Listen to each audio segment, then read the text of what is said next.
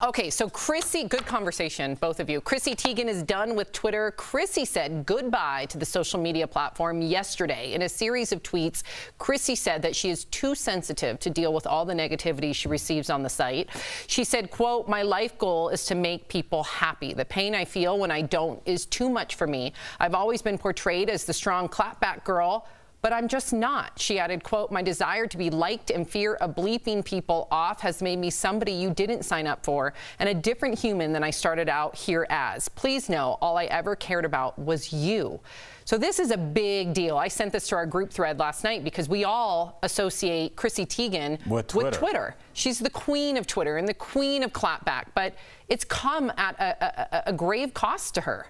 Yeah, You've talked about it, Jeff. I've talked about it for over a year, and I think people are starting to catch up now, right? And I think it's starting to affect people that we look up to, that we relate to. And I think just that conversation that me and Erica had, people are just like, they go online and they say their opinions. Me and Erica love each other. Erica, you love me, right?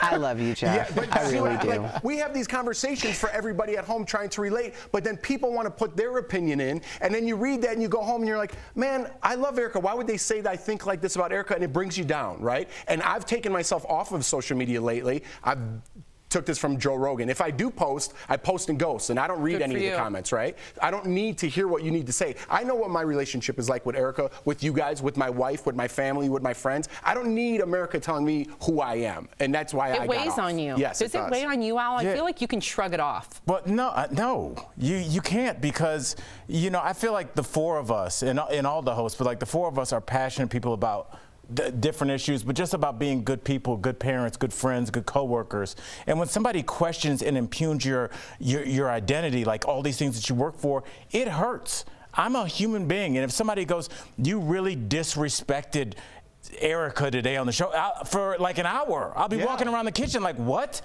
I'll text her, and I don't want that. And I know it keeps coming back to Erica, but I remember she said almost a year ago on the show, you said that you're very wary about checking social media at home because you don't want those vibes penetrating the walls of your home. And I have taken that into my life.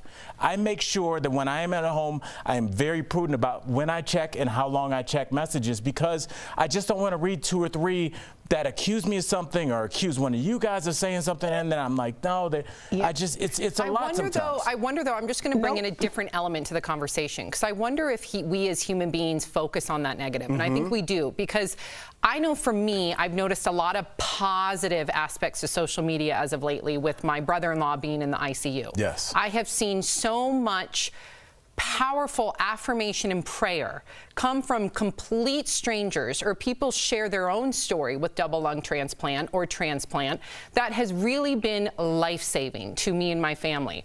So I just don't want us to have the conversation about social media being so dark and like doomsday, when in reality there's a lot of light there that I have recently witnessed, Erica.